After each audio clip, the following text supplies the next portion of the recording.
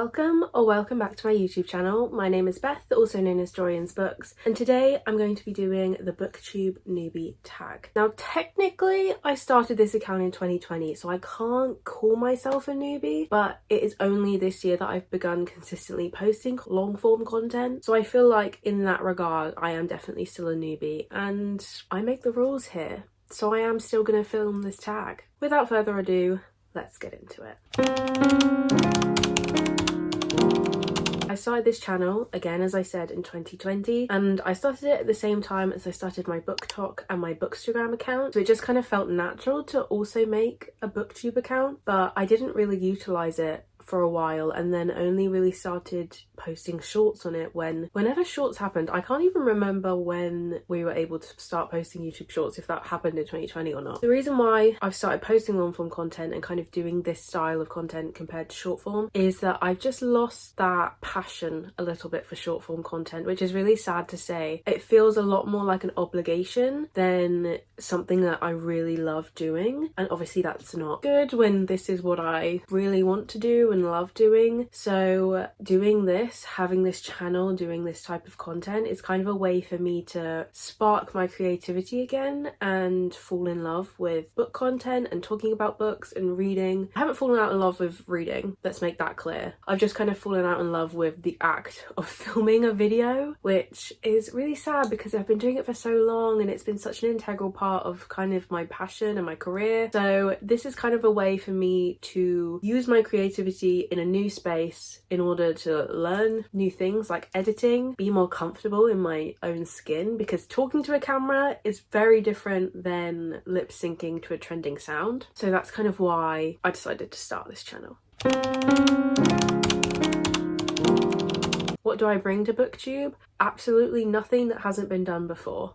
I think I'm quite basic, but I guess a new perspective. I'm probably going to be talking about a lot of romance books, a lot of fantasy books, a lot of classic books. I guess what I bring in some regard is kind of an all-encompassing view on books, because there probably isn't a genre on earth that I don't read. I don't have a specific niche of genre that I love. I kind of love all books. So I guess there's a video for everyone, hopefully, with my channel.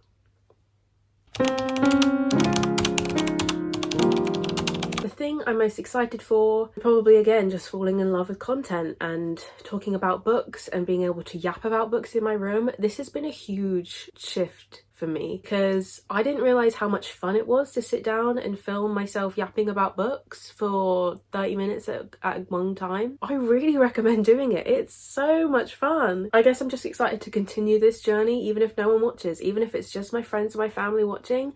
I'm having a lot of fun. I'm really loving editing them. Yeah.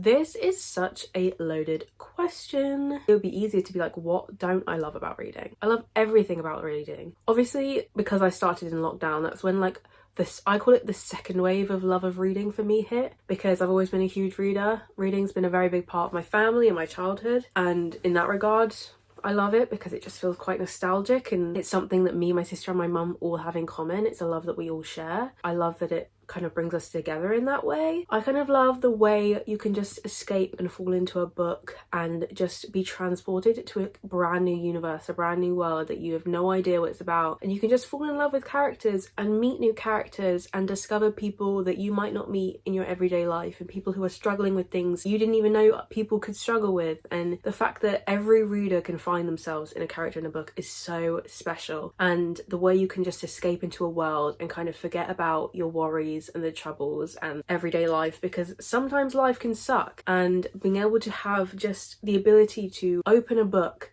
and all of that wash away, even for just a couple of hours, I think that is so magical and such a wonderful experience. And it makes me sad knowing that there are people out there who do not utilize books in that way. If you're someone watching this for whatever reason and you're not a huge reader, I really recommend trying multiple genres, because you just never know what you could find in a book.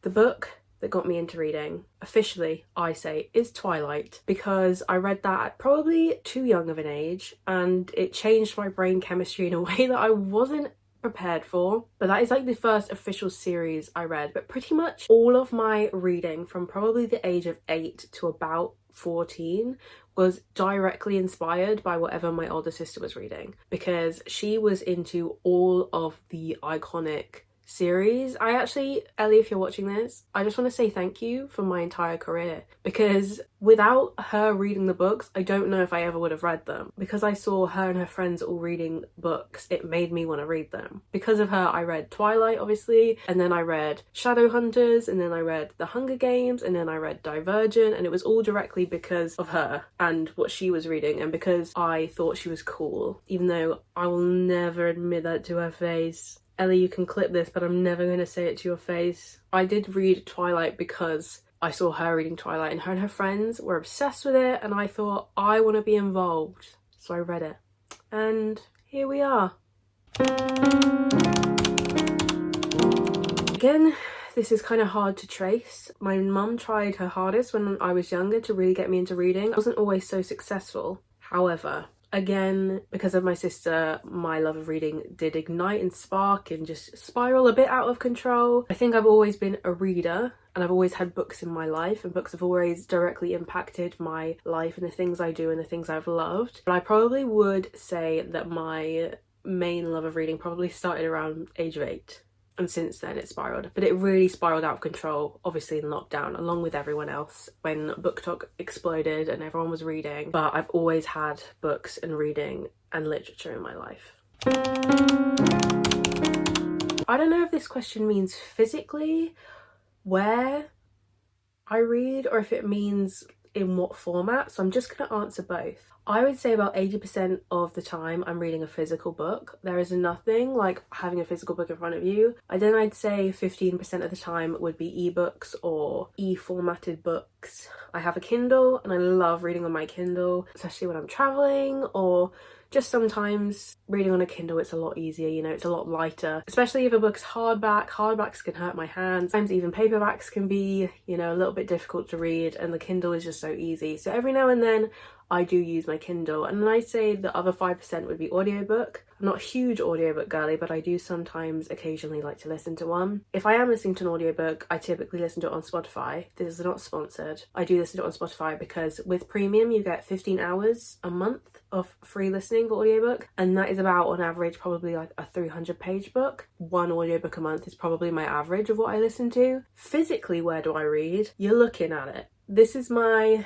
bedroom. I'm sat on my bed right now. Normally I'm sat right here reading, normally in a lot comfier clothes. Sometimes I read downstairs if there's no one in the house. I read on the train a lot. If I'm traveling, I do read on the train. I love the idea and the aesthetic of reading in a cafe, but I know myself really well. I'm not capable of that. If I'm in a cafe, I'm going to be people watching. There could be a book in front of me and I wouldn't be looking at it because I'd be watching everyone around me. Too many noises, too many distractions, I can't do it. So physically in my house is where I read a majority of the time.